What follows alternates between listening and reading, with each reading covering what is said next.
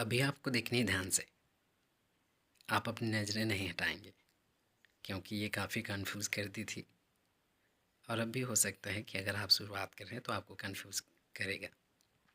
तो अगर आप ध्यान से देखेंगे तो आपको आसान लगेगा। अभी आप सीखेंगे नीट का जो नेगेटिव वाक्य होता है उसे आप कैसे बनाते हैं। जिस तरह से आपने नीट से दो तरह के वाक्य बना सकते थे, माने किसी भी एक वाक्य को आप दो तरह से बना सकते थे, तो उसी तरह से इसका नेगेटिव वाक्य भी आप दो तरीके से बनाएंगे। ओके, नीड का मतलब तो आपने जान लिया कि ज़रूरत होना या फिर आवश्यक होना, आवश्यकता होना। तो यहाँ पर देखिए पहला वाक्य, आई need not a stay. Stay का मतलब होता है ठहरना।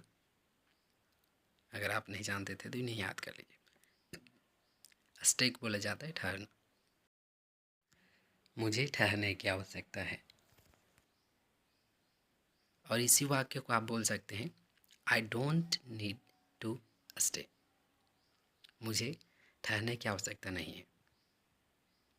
दोनों सेम है, हिंदी वाक्य दोनों सेम है, पर आपके लिखने का तरीका क्या है। एक तो टू के साथ है और एक सीधा आपने लिखा था स्टे लिखा है। तो पहला जो आप जानते हैं कि नीड के बाद आपने सीधा जो वर्ब का फर्स्ट फॉर्म लिखा था वो कौन सा था आपका, modal verb.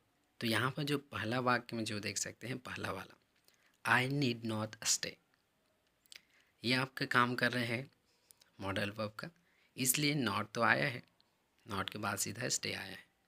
Okay, I need not stay. इसी तरह से दूसरे में ये आपके मेन वर्ब का काम कर रहे हैं, I don't need to stay, क्योंकि यहाँ पर टू आया है। और अगर आप मॉडल वर्ब मेन वर्ब में आप कंफ्यूज हो रहे हैं तो ये उनके लिए है माय फ्रेंड, जो विद्यार्थी है, जो स्टूडेंट है। तो अगर आपको समझ आ रहा है तो समझिए, नहीं आ रहा तो फ़िलहाल देखते रहिए, आप वाक्य बनाना सीख जाएंगे। ओके, तो आप दो तरीके से आप बना सकते हैं जब आप नेगेटिव वाक्य बनाएंगे। आई पहला देखिए, I need not stay and I don't need to stay. एक में आपको लिखना है नीड के बाद नॉट फिर वर्ब, और एक में लिखना है आई के बाद डोंट फिर नीड फिर टू फिर स्टे। अब दूसरा देखिए, you need not wait, need के बाद नॉट। दूसरा देखिए, दूसरा का जो अगला है, you don't need to wait, तुम्हें इंतज़ार करने की आवश्यकता नहीं है। दोनों का मतलब एक ही है, पर आपके लिखने का तरीका दो है। तीसरा देखिए, I need not come again, मुझे दोबारा आने की ज़रूरत नहीं है। अगेन का मतलब होता है फिर से, दोबारा। तो इसी को आप कैसे बोलेंगे, दूसरा अगर अगला अगर तरीका आप देखें तो, I don't need to come again. तो आपको क्लियर हो गया होगा कि आपको कैसे लिखना है। पहले तो नीड के बाद नॉट एक में, फिर आपको डोंट लिखना है, फिर नीड फिर टू, इस तरह से। तो आई होप आप समझ पाए होंगे माय फ्रेंड। तो ये जो दो वाक्य हैं इनको आप ज़रूर बनाइए, और इन दोनों वाक्य को आप दो तरीके से बना सकते हैं।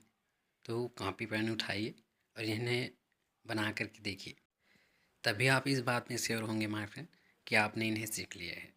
Okay, thank you for watching. मिलते हैं फिर किसी अगली वीडियो में। Thank you.